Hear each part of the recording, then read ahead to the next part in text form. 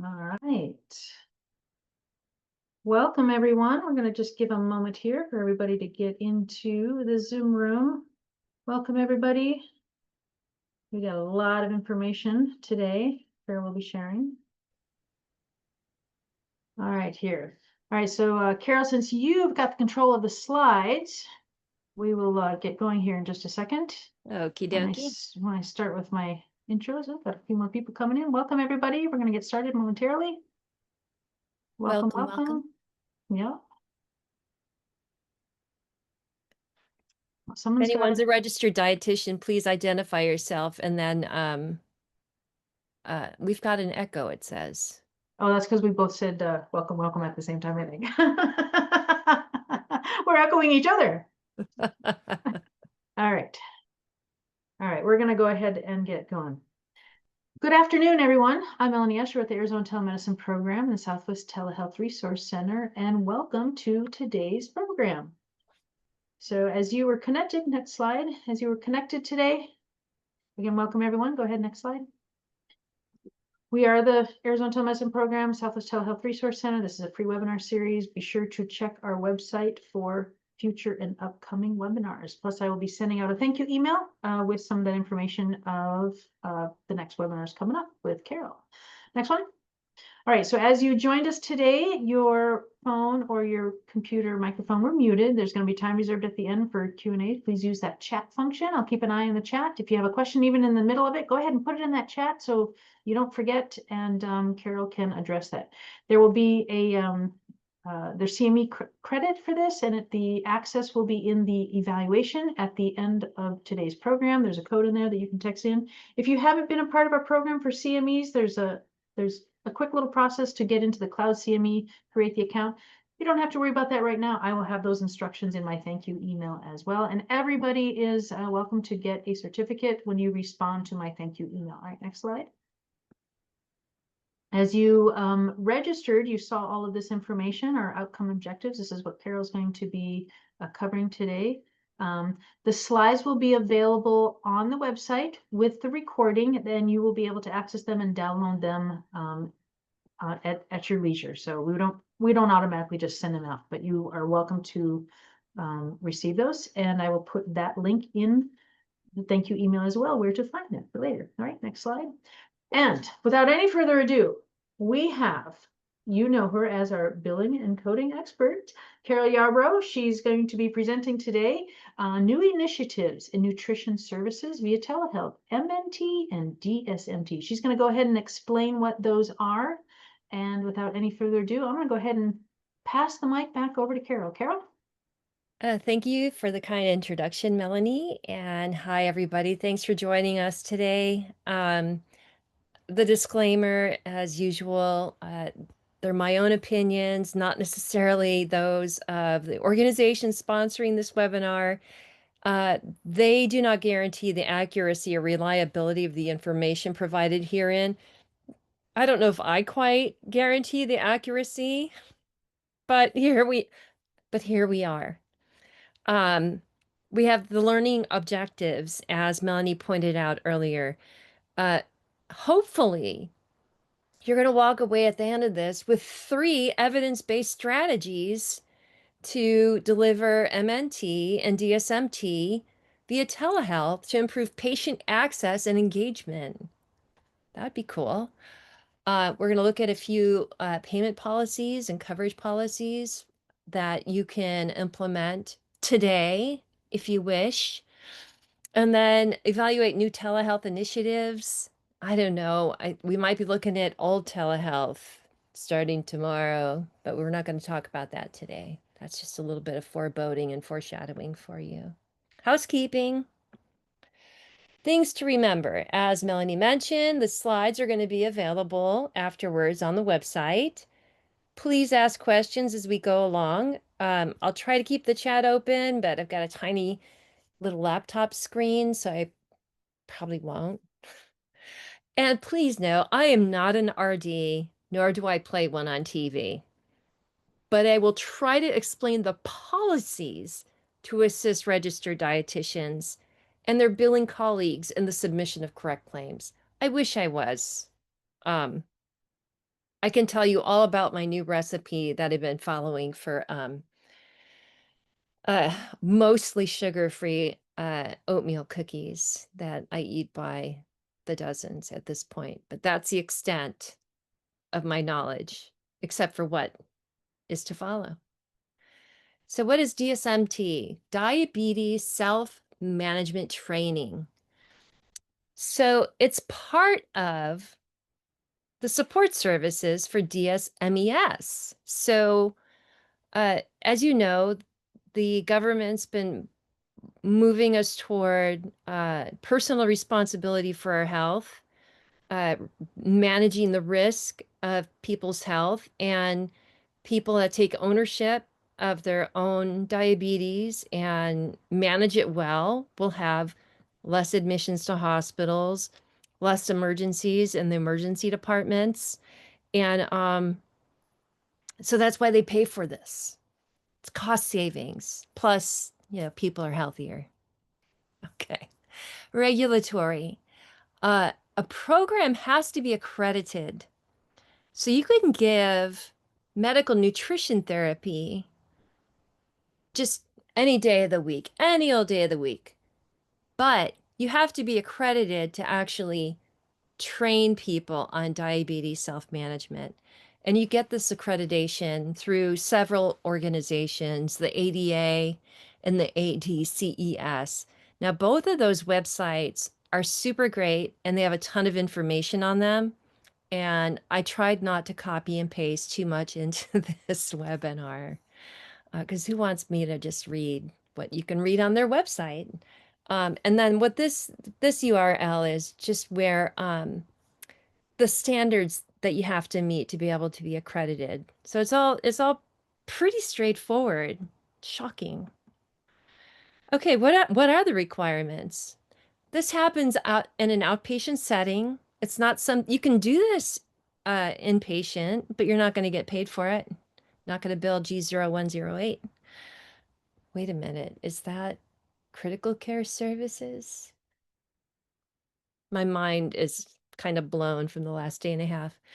Uh, It's performed by an individual or entity who meets the quality standards. So, an entity, so an accredited group uh, that could fall behind a provider with an NPI or a registered dietitian with an NPI.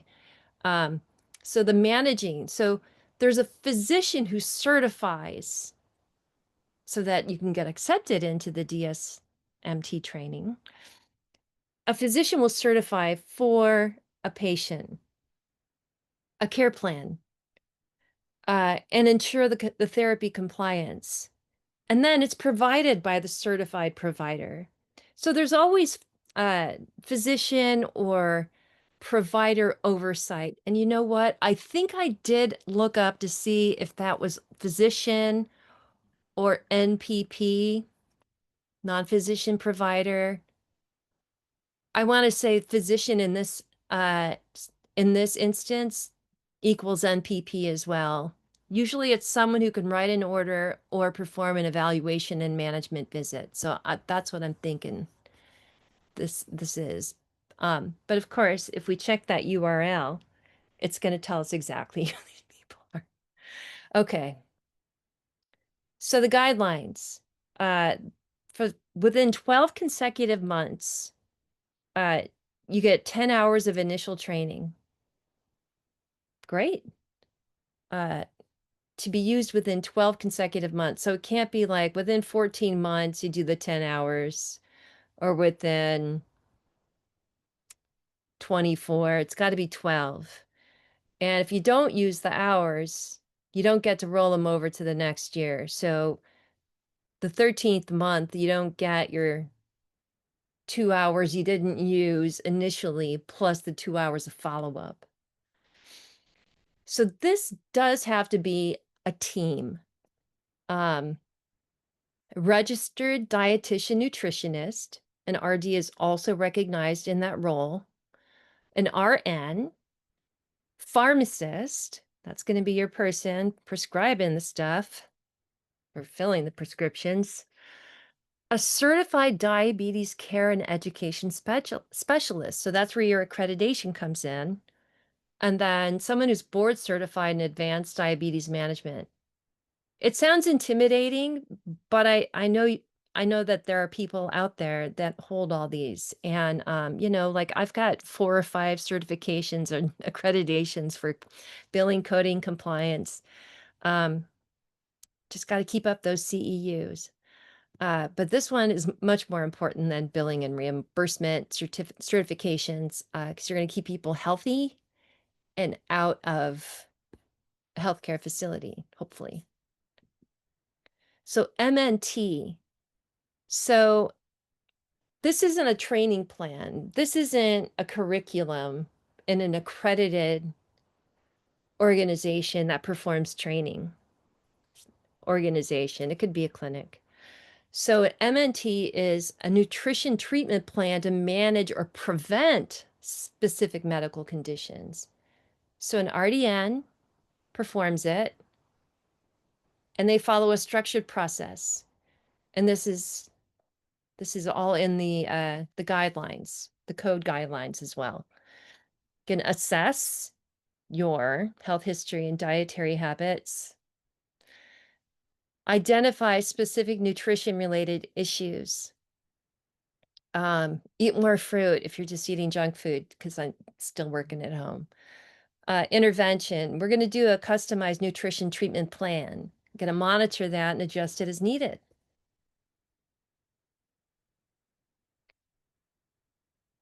So again, this is MNT, not DSMT. We're in the land of acronyms. So you're managing a condition and improving health. So instead of just for diabetes, it's a wide variety of medical conditions. Diabetes, both kinds. It can just be you can be diagnosed with diabetes. That can be in the order. It doesn't have to specify which. CKD, CD, GI disorders, malnutrition, or weight management. You can build the codes for these medical conditions while you're trying to help someone manage a condition affected by diet and nutrition. The benefit, improve your health outcome. Your A1C is going to be amazing, and it's cost effective. Again, I may have mentioned hospital inpatient admission, appearing at an emergency department because you're not doing great. This will keep you out of paying that $100 copay or the 20% admission to the hospital. The RDs in the audience know this. Let's see. Okay, yes, slides are not going out at the end, but they are going to be on the website. Okay. And a long-term lifestyle change. Develop sustainable, healthy eating habits for lasting wellness. It's not saying you can't go to, what's that, Fenton's there in Oakland and get, like in the movie Up, we just rewatched that the other night, and you can get a really amazing banana split there or a simple sundae. You can do that once a month. It's not going to put you in the hospital. You just can't do that every day. So we want sustainable, longitudinal activity, not these things that come out of the blue.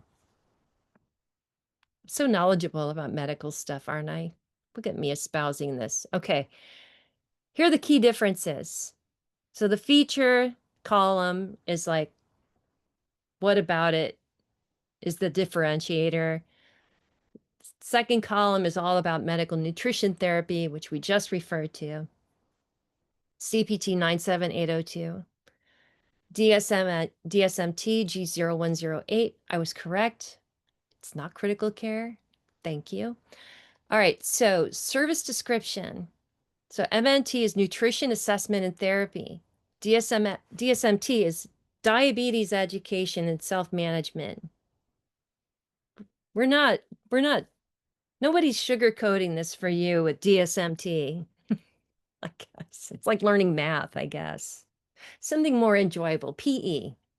You're going to learn PE. It's going to become part of your life.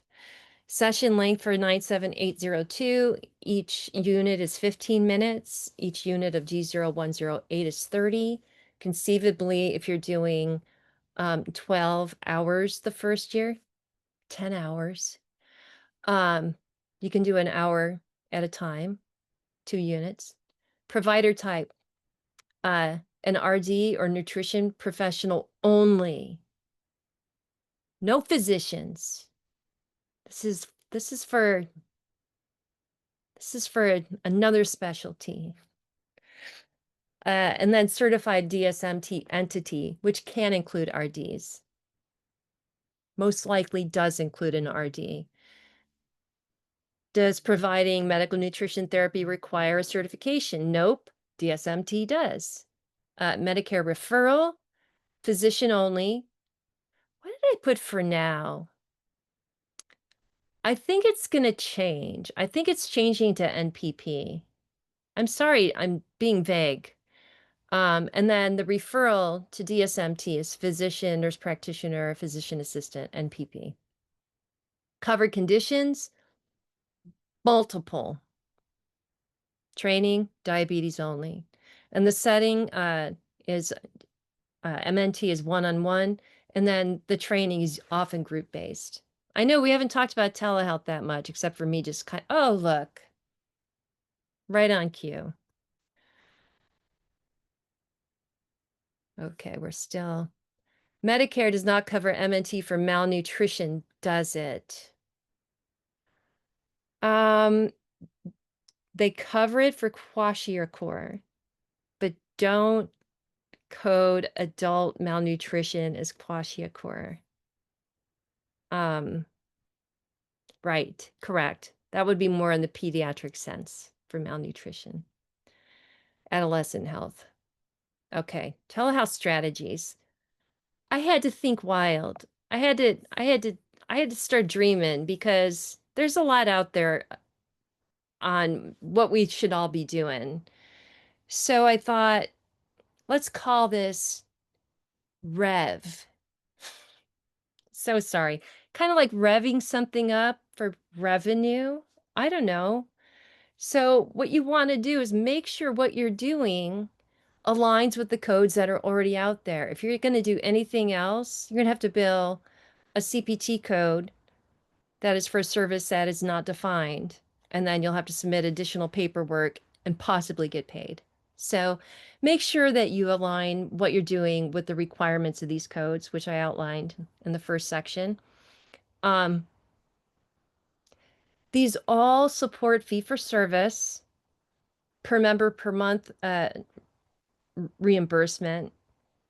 That would be for an ACO and value-based contracts. So these are applicable for all types of payers. They're recognized. Incident to billing, make sure you fully utilize incident to billing for your RDNs and educators, depending on what type of facility you're located. If you are a non-facility clinic, certainly everything can be billed out under the NPI of a physician or DO. No one can bill incident to an RDN, but certainly you can get a higher rate of pay billing out under a physician NPI than for an RDN. And think about other things. Now, this has been one of the refrains of my last year as we've been inching inexorably towards tonight at midnight, or 11:59, shall I say. There are things that are not telehealth that you can incorporate into your practice, your medical practice, that are virtual, that are not necessarily deemed telehealth by Medicare, because these things that I'm listing here, RPM, remote physiological monitoring, chronic care management, social determinant of health services, which is being renamed for 2026. It's going to be social circumstance of health, extenuating circumstances of health, something. God, I'm very spot on today. Community health integration, super service. It's all about making sure you get the services that are available within your community, or personal illness navigation type of service. Someone has diabetes, they're not managing it well. Pair them with somebody who has it, somebody who is a peer, and maybe they're going to pay attention to being schooled a little bit better by someone who's their peer instead of a physician. Um, oh, good. We're talking about protein energy, and great. Okay. Thank you. We'll incorporate these maybe in an FAQ afterwards. Okay, so that's your revenue. Just make sure it aligns with there aren't a whole lot of codes. I love this. This is well defined.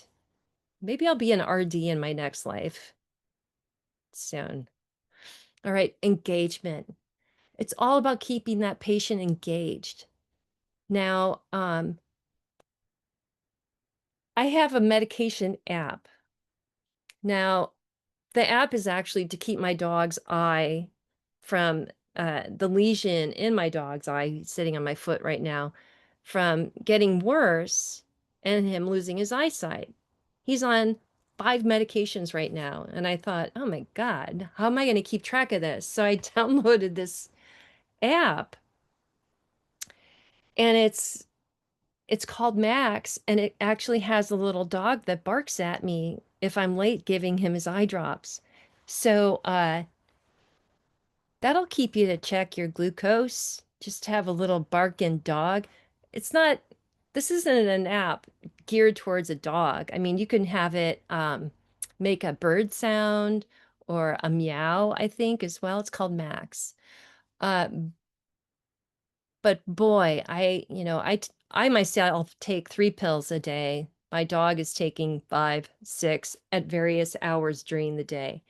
So I really firsthand and learned that this type of engagement is really keeping his eye healthy. And perhaps we don't have to remove his eye because we're going to go to an appointment today and they're going to tell us how wonderful we were to keep up with our stuff. So the digital nudges, like if I don't mark it as taken, the app will call me and then bark at me on the phone. So these are things I didn't really think about that would keep someone on checking their A1C, checking their levels, but it definitely is something that is a free download that you can use. So it doesn't have to be like, oh, I have to contract with a vendor, very expensive. Multilingual support, family and caregiver inclusion. One thing this app does not do is allow me to have a sign on for the same information on my husband's phone. So I'll send him a screenshot if I'm out of the house for him to put the drops in the dog's eye. So that's one thing that this is lacking. So maybe you don't want to use this particular app. But, and the gamified modules, you know, someone who completes 4, 5 hours of DSMT gets, you know, some kind of certificate to go to See's Candy and get the diabetic type of candy instead of, I love See's Candy. Get that candy instead of, the one loaded with sugar and butter. So leaderboards, a contest, who's going to get like the biggest box of candy. So high retention with group-based telehealth sessions. So again, if there's more gamification, if there is peer support, there's going to be a lot more engagement. This isn't really innovative, but it does help to remind people, I think. And then value-based outcome alignment, REV. So you want to tie, everything's going to value-based care, right? We're all going to be in an ACO one day. We're all going to be in a Medicare Advantage plan one day, should everyone get their way. So, noting what you're doing does tie to HEDIS, star ratings, and control metrics. So reporting those metrics along with the ICD-10 codes for the claim submission also make sure that you don't get a bonus anymore. It keeps you from getting penalized by reporting the metric for A1C control. It supports MA, ACO, Medicaid, QPP, and then you will also show demonstrated impact on cost reduction and quality benchmarks. So, return on investment model, hey, I want to create a DSMT clinic. I'm going to show whomever I contract with, like a Medicare Advantage plan, you're going to have less ER visits, less readmissions, less admissions, and increased member satisfaction. They're going to feel better. They're going to love your insurance product.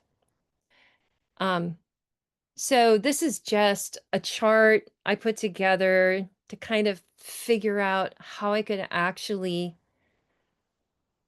figure out what I need to do per patient. And it's kind of like this medication app for my dog, kind of. So week 0, I've done a 30-minute visit with an individual via telehealth. Today, in an urban setting at their home.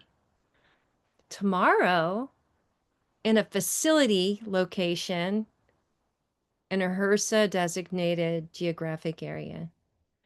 And we're going to have the different modifiers appended to the G0108. Also, week 0, not necessarily on the same day. I think a lot of payers might think that the lines are blurred. You might not be able to fully separate out the time you spend on both of these services. If it were a separate provider within the same service or across town on the same day, that should be fine. But again, remote, place of service 02. So I do have you in a non-facility clinic. Getting your MNT.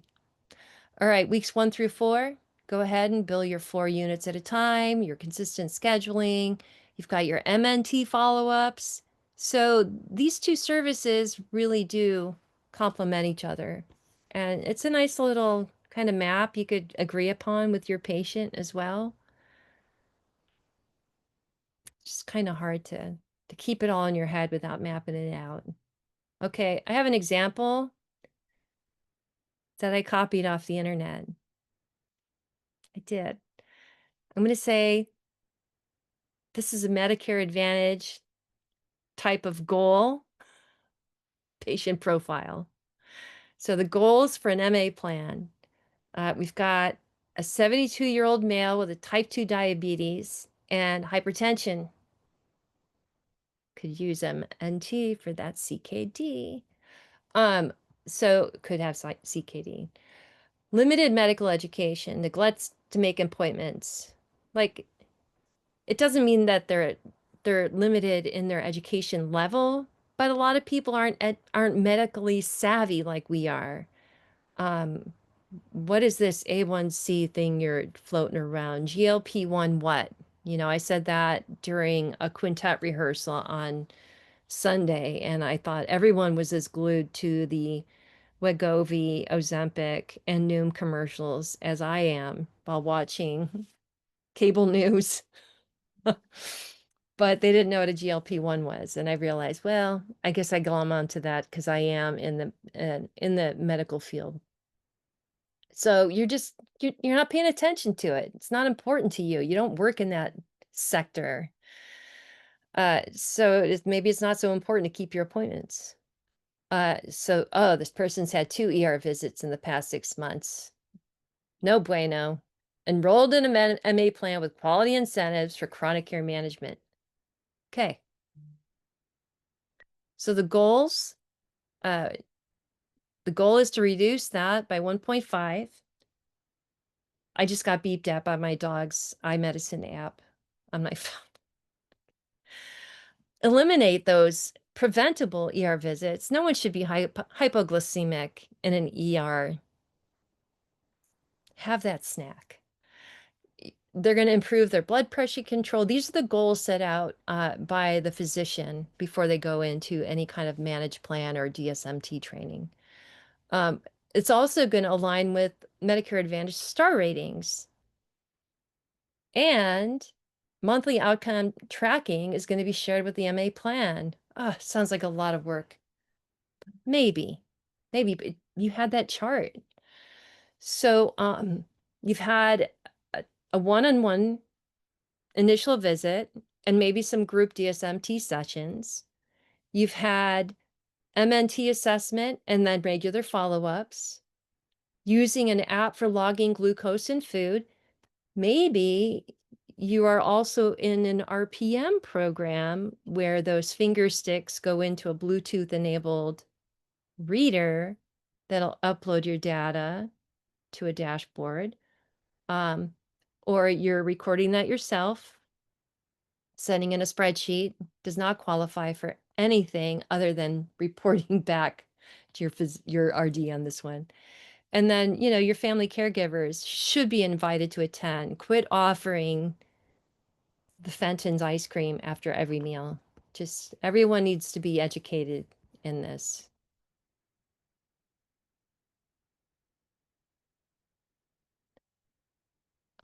Yes, MNT is under an RD and not incident 2, but it can be must be billed under RD and not incident 2. I think what I meant by incident 2 in that sense was facility allied health visits are sort of incident 2 because they're billed by the facility as a facility service, but performed by an RD. If you're in a hospital and the RDs are employed by the facility. Okay. Medicare Advantage. Tennille, this is the question of the day, isn't it? I will get to that. I will go faster through this. Okay. So these are the goals. So here's your reimbursement. You're going to bill DSMT. You're going to bill an MNT, the correct POS. MA plan's going to do fee for service plus potential quality bonus or plus potential not penalizing you for not reporting it. And then you could use RPM data for integrate that into that for interpreting 99457, 99458. The reason why I didn't list 99453 or 99454, this isn't like a monthly thing. So 99453 for RPM is that one-time education code. Can be performed by anyone in your clinic as long as they're trained to educate your patient. And then the 99454 is really a monthly practice expense code. It covers the cost of the blood pressure cuff and any of the glucose monitoring type thing that isn't paid for already by, DME reimbursement or DMB. So, there are definitely things where you're not going to mix and match the data, but there are definitely ways to combine these services to keep your patients on the right track. All right. That was a lot. Thank goodness I only kept it to one example. I'm going to go over a few coverage policies. Okay, so let's talk about today. Today, I'm at home. Later on today, if I were a Medicare fee-for-service beneficiary, I could be talking to my primary care provider about my blood pressure having raised because of performance anxiety during a webinar earlier today. I don't get performance anxiety with webinars. I get that with playing the French horn, but keeping it topical. Today, I'm sitting in San Francisco in my home. So it's any geographic location. I could be sitting out on the curb actually, uh, and it still plays a service 10 because it's not in a facility. And OPPS today, CMS is continuing to align our requirements for payment for services furnished remotely by hospital staff, that incident to illusion I made, to beneficiaries in their homes, including remotely furnished OT, DSMT, and MNT services with requirements for Medicare telehealth. Therefore, this is running out today.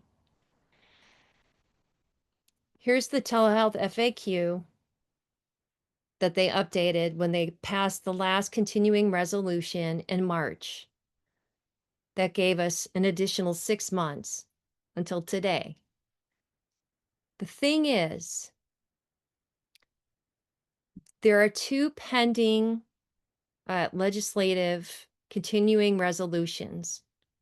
Center for Connected Health Policy listed those in their newsletter today. I did not include that with this, but certainly you can find that last newsletter if you don't already get it on their website. There are 2. One was introduced that would extend all of these telehealth extensions that we've enjoyed since retroactive to January of 2020 through October 31st, because they want to keep enough money with the federal government to keep services going, and then also continue to work out what needs to be in like a year-long budget bill, because this is the end of the calendar or the fiscal year end for Congress, for the feds.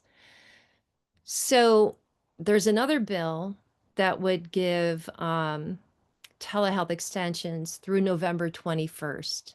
Again, really? This is because we have not codified telehealth for medical services yet, and certainly not for people who are working as an outpatient uh, service to people in their homes. Because that whole thing at the beginning of the pandemic where hospital staff could, as an extension of the hospital, treat patients in their homes. Remember, we were supposed to register everyone's house as a clinic, and then they thought, oh my God, that's just too much. So this has been renewed time and time again. This also holds for SLPs, PTs, OTs, and audiologists. If this doesn't renew tomorrow, then we go back to the rural regulations, as well as the patient must be in an originating site that is eligible, like a doctor's clinic, an FQHC, CAH, etc. The reason why I'm not lumping this all together with PT, OT, SLT, these services are covered by telehealth, but not necessarily hospital staff doing them past today. Certainly, RDs are telehealth eligible providers, but not necessarily an allied health staff member to do something like this for a patient in their home. So it's complicated and it's annoying. I'll disagree with you on that. Tomorrow, this is what's happening tomorrow, probably. I haven't gotten any news alerts that the government's staying open. And just know that telehealth, yes, is included in each iteration of a bill that comes forward for the budget for additional money. Telehealth is included. It's a very hot ticket bipartisan issue. People love it. they need to pass permanent legislation and put it in the Social Security Act, just like they did behavioral mental health services. Soapbox descended. Okay. So as of tomorrow, patients got to be at an eligible originating site. And if you look on, in the telehealth, MLN Matters on telehealth, it's going to give you that list of eligible sites. Really, it's just anywhere that's not the patient's house. And the HRSA Telegraph Geographic Location Eligibility Analyzer. So you're going to type in the location, not the patient's address, but the clinic address of where that originating site that you're hoping qualifies in. It might not, like a clinic across the street might qualify, a clinic on this side of the street might not qualify, just because it's based on physician shortage and census data. So there we have it. Enjoy that eligibility analyzer. I'm sure the web traffic on it will soar within the next week or two. OPPS, Outpatient Prospective Payment System, cannot bill for DSMT and MNT via hospital providers. So that'll be over. Yeah. Medicare fee for service. Medicare. Okay. So if it's on this list, I'm going to talk about the Medicare telehealth list. So prior to this, I talked about how things were not on the list. RPM, CCM, uh, PIN, CHI. People are like, but CHI and PIN, that's virtual. Like, but it's not telehealth, so it can't be delivered to a patient in their home virtually. It's got to be place of service 11. It's not telehealth. You can't use 02 or 10 to bill it. Anyway, so, oh, look, here are our favorite codes, our simple codes for DSMT and MNT right here on the Medicare telehealth services list. I took 3 screenshots. I was feeling uninspired to hide bros. But they're all there. They're permanently on there. I think the finalized action is just like, yeah, we're going to maintain it on there. The one thing they're updating in the 2026 Medicare physician fee schedule is saying it's permanent until we decide it's not. That's okay. But these codes are permanently on there as long as you meet the originating site eligibility and the HRSA eligibility analyzer for the street address of that clinic. Indian Health Services. I wanted to mention this because there's just so much information. Much of it tracks along with everything else I just said. However, there are materials specific to lifestyle of indigenous people living in isolated areas. So there are materials, handouts, everything you want to know about diabetes is on this at this website.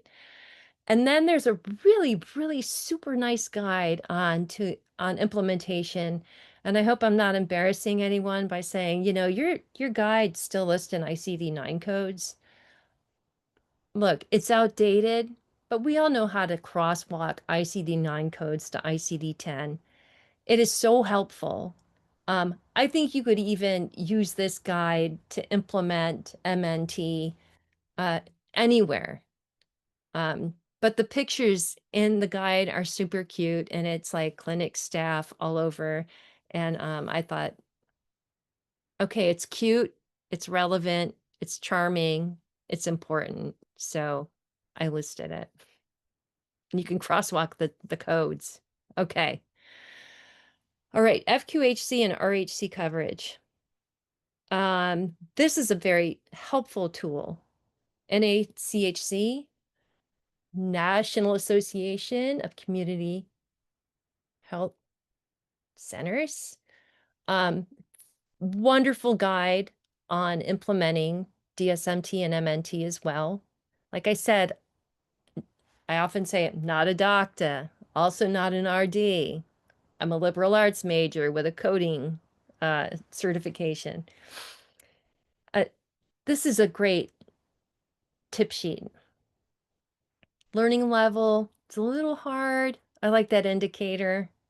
Maybe we should make one that shows it. Just, you know, that arrow should be all the way over on the left and on like off the chart for me. Um, and then what I thought was interesting, those nerdy girls have a newsletter, and they did mention diabetes care about health in rural America and how this care is challenging, especially in light of the fact that, telehealth is important, but due to the lack of the limited resources around medical nutrition. So that was a kind of a timely article. It was published a couple of weeks ago. I enjoyed it. You might enjoy it too. Just tossed it in there. Because I am a nerd. I play the French horn. I wear glasses. All right, access. There was some reference to access in the chat. The SPA, state plan amendment, established diabetes training as a covered benefit. This is recent. It's nice. They're going to cover up to 10 hours if any of these occur. Of course they'll occur. Uh, Initially diagnosed with diabetes. You don't even need anything further. I think that was like the big change in the last year.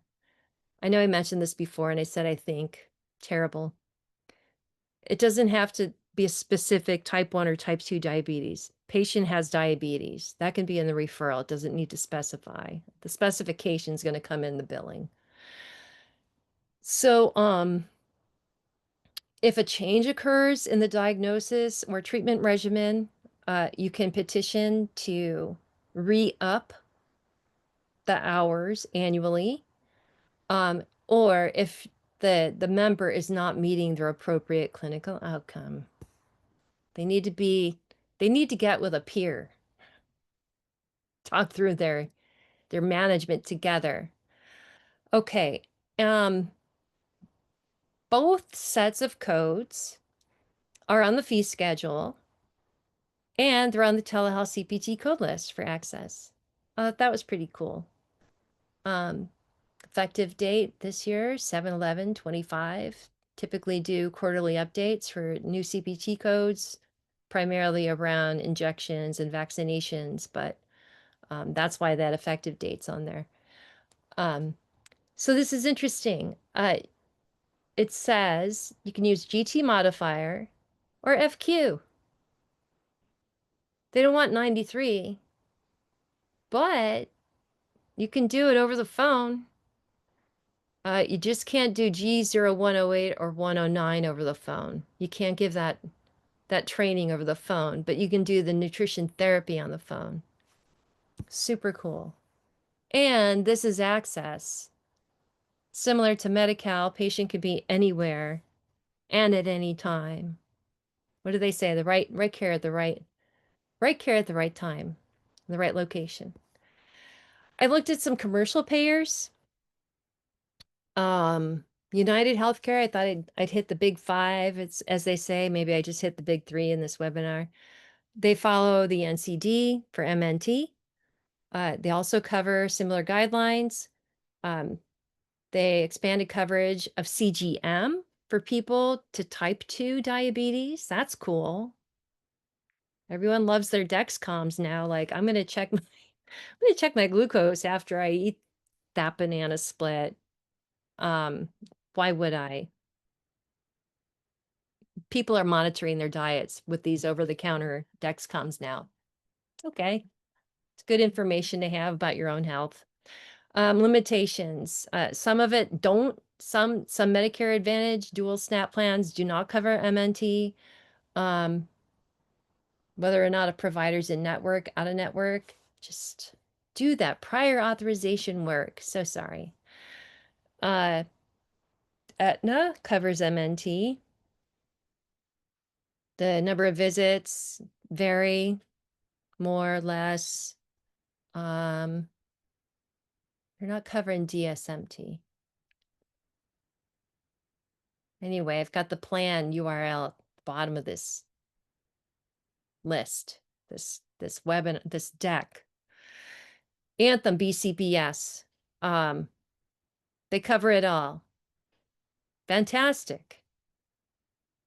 Telehealth nutrition counseling available in several Anthem plans. You may have noticed Anthem's trying to walk it back a little bit nationally. So you got to check which state you're in, what your state parity laws are.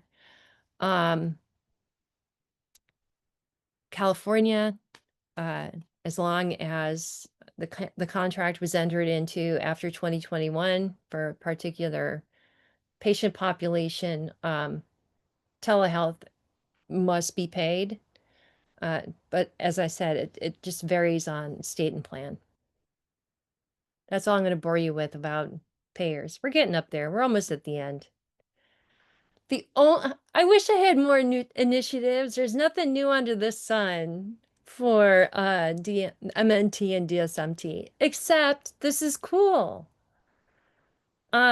Supervision requirements, hopefully, will be finalized. Virtual direct supervision will be permanently allowed. And it excludes audio only. But as long as your supervising provider is immediately available virtually, they don't have to be at the site. Great. And this has nothing to do with telehealth. This is supervision.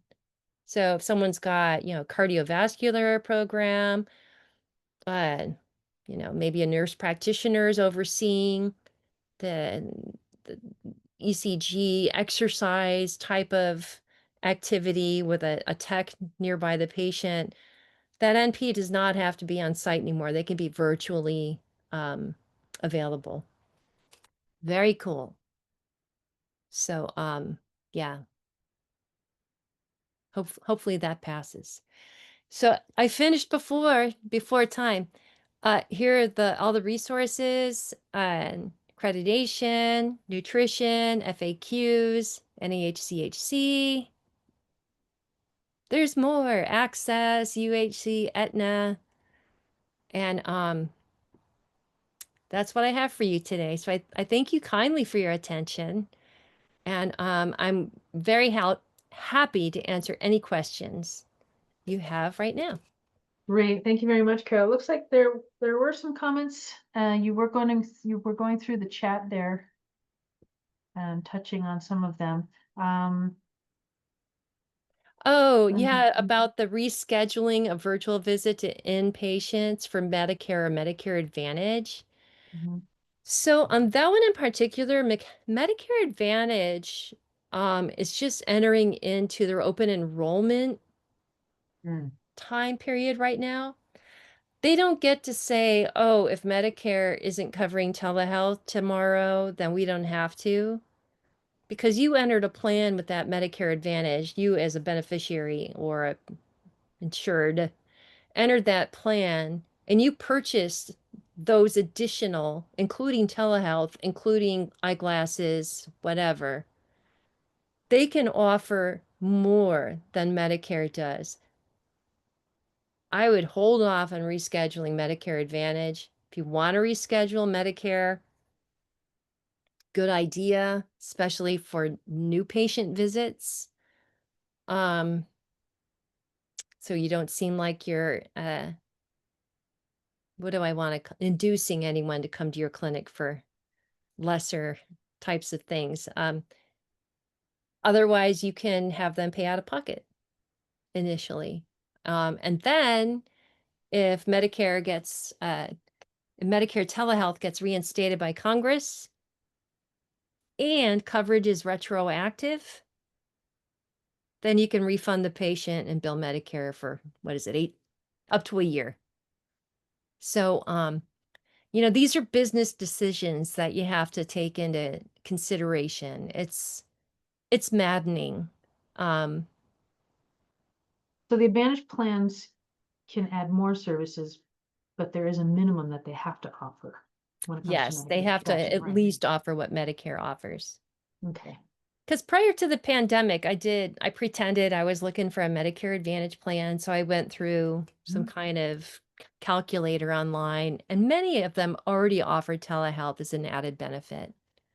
And you'll hear that on the commercials coming up in November. And we include telehealth. That'll be a big sales pitch for people if Medicare telehealth stays on the rocks for a while. Gotcha. All right. Let's see if we got any other questions in there. Thank Yeah, you. I think Julie gave us the added information Mhm. about access. That's cool. Yeah, so that link I will also put in the thank you email. So I'll get the list of the texts in our chat, and I'll have that information as well. You don't have to worry about grabbing it right now, but I'll have that in the thank you email to everyone. And without any other questions right now, I do want to say that Carol is coming back to visit us in October. And she's going to be talking about care management services. What's telehealth versus not telehealth? Continuing along this similar path. So please check our website and go ahead and register for that webinar that she will be facilitating here in October. Plus, we have a bunch of webinars coming up in October. October is going to be a really busy month. We've got some about valley fever. We've got some about telenephrology. We've got a lot of stuff going on. Never moving to Arizona. Never. And if you haven't watched our Inventivation series, it talks about all of these little critters and bugs and plants and flora and fauna that can be pretty dangerous here in Arizona. We're not as bad as Australia, but there are some things to watch out for here. And we've got a great set of docs in our infectious disease and the infectious disease docs that talk about these things, and how the community can prepare themselves, how the EMTs and the EMS get them prepared before they go into the ER, and what the ER docs are going to be doing then as well. So it's very informative. All right, so with that, thank you everybody for joining us today. And please go ahead and do the evaluation that will come out. Like I said, I'll send you a thank you email with all the other information. You will be able to log into our website. And for the previous webinars, I'll have that link in there as well. And you can get a copy of the slides and watch this recording again at your leisure, if you like. Over and over. Over and over. Again, those handouts will be available shortly this afternoon, and you can have access to all of those links that Carol was able to share with us. So without any further ado, I'm going to go ahead and give everybody 2 minutes back to their day. And thank you for joining us, and we look forward to seeing you again. Take care, everyone. Bye-bye. Thanks.